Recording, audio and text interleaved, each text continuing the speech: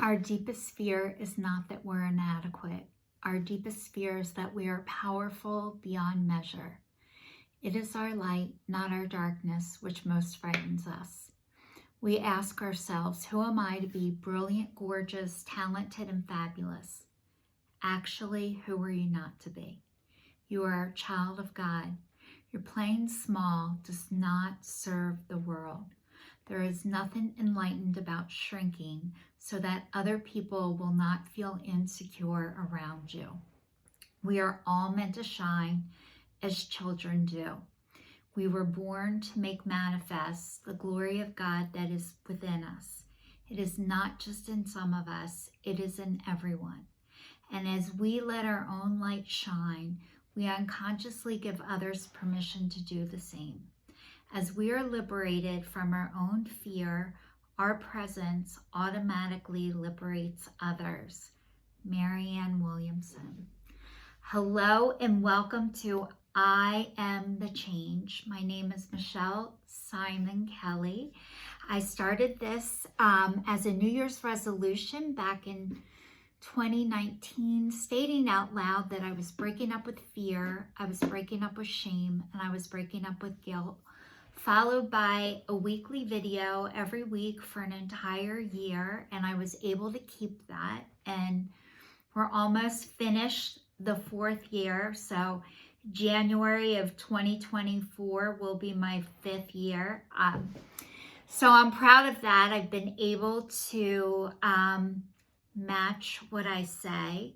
I also had other New Year's resolutions. The next one was to be kinder and more compassionate to myself and others, which I'm still working on.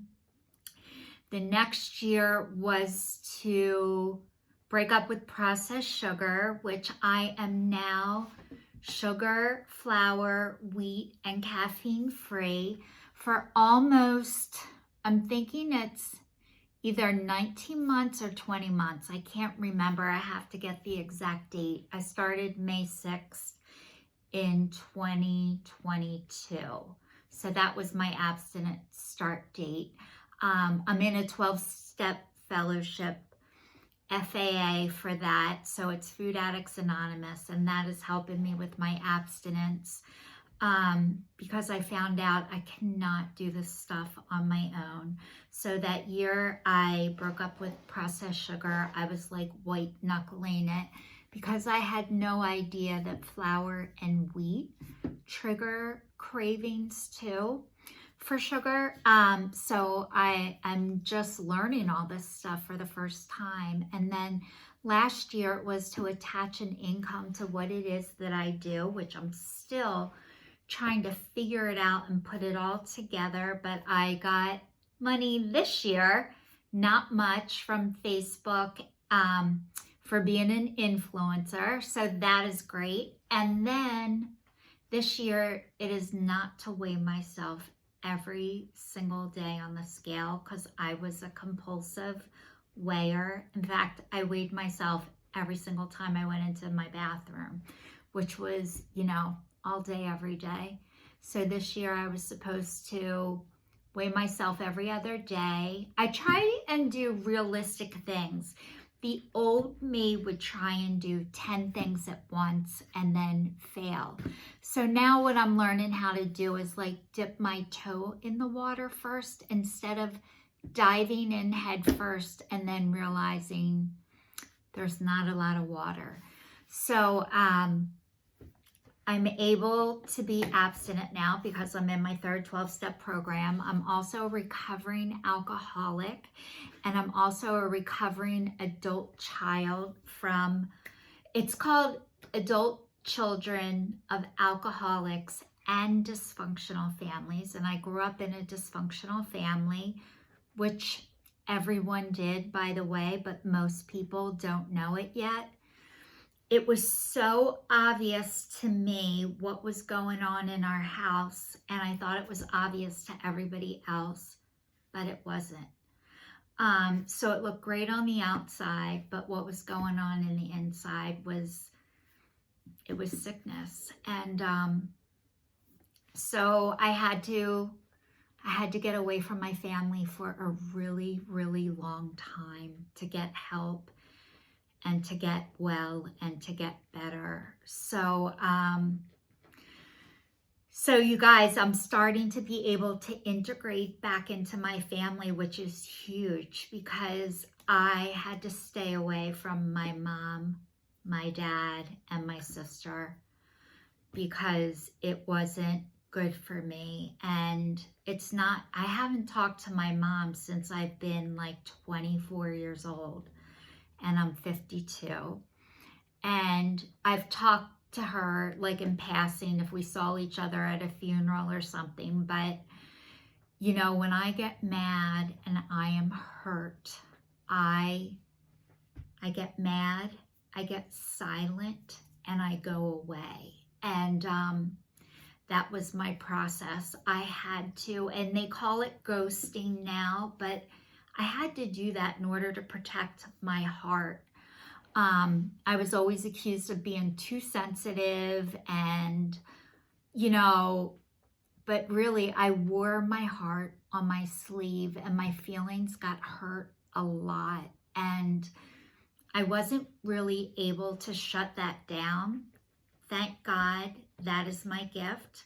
What I'm learning is now when that does happen and my heart gets broken, I feel it and it hurts, but I'm okay and I'm able to keep going as a result of that. I'm learning not to X people out of my life like I used to, but I told you guys a couple weeks ago, I started talking to my dad, which I didn't know it was 10 years since we talked. But it's been great. And my brother told me to call him because my dad wasn't feeling well and he was really worried. And I just thought I wanted to see my family the way I see strangers and people in my meetings, that when I see people when they are at their most vulnerable and their weakest, I remember being there and how hard that was. And my prayer to God was to see my family like I can see everybody else. And I'm starting to be able to do that. And it's taken a lot of work and it's been very hard. And I've been alone for most of my life as a result of that. So not having family support for things when I went through hard times, I really didn't have anybody that was related to me. So I had to get that from people in recovery and from strangers. And it was really hard to do because when your own family won't help you, and it felt like they wouldn't help me, but what I realized is they couldn't help me. And I knew it and I got away from them. And I felt like they did it on purpose and they thought it was funny. But really, they could not help me. And I was mad because I thought they wouldn't, not they couldn't. And I just went away. And I'm like, if my own family won't do that, why would a stranger, why would somebody who doesn't know me want to help me or be there for me? But what I found out is this world is very kind and there's so many wonderful people, and most people do want to help. And some people are not available to. And what I realized is that's not a no, it's a go find someone else who can. I was telling you guys, I came back from Texas yesterday. I was visiting my brother and I was there for 10 days and it was wonderful.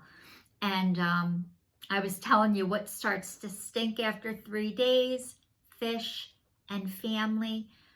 I felt welcome the entire time that I was there and it was great.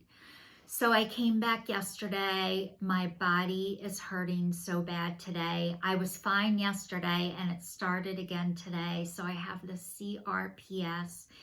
And I went to a woman today who actually specializes in acupuncture for the CRPS. And what was so great about that is, you know, she offers a package. If it doesn't work within 8 weeks, then it's not going to work for you. But she came to me with a package. If you sign up now, it's cheaper. And I asked her, can I please have 24 hours before I make this decision? She's like, you could take 10 months. And I love that. I don't like people that are like, if you don't decide right now, you're going to miss out, you're going to lose, we won't offer this ever again.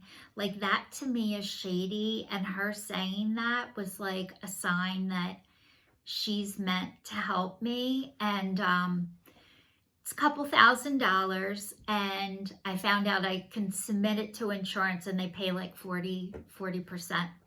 So it's alternative. It's not considered, you know, normal in the medical field. And she addresses your brain receptors for pain. She's going to reset my pain receptors so my body has to be reprogrammed. Like, my life had to be reprogrammed. I had to get deprogrammed before I could get reprogrammed. And what I mean by that is a lot of the tools and things that I learned growing up weren't necessarily the best. They were great for that time to help me survive, but they started working against me. And I had to get new tools, and I have them now. And, you know, everything I do, I feel in my body. So when people talk to me, I can hear the tone of their voice. I can hear underneath what they're saying. And I just really like this woman. And so I think I'm definitely going to say yes and do that. I have so much going on this month, you guys. I can't even tell you. I ordered a car, an SUV, and I was told it was going to be so hard to get, and I probably wasn't going to be able to get it, and I got it. So I don't have it yet. I'm waiting. It's going to be here by next week. So I decided I'm waiting from now on. I am not settling for second best anymore.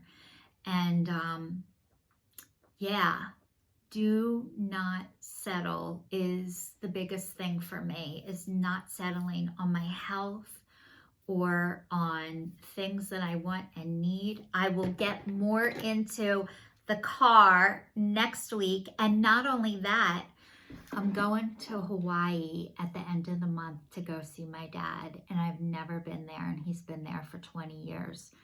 So more will be revealed. So this is your sign signing off, and I will see you all next week.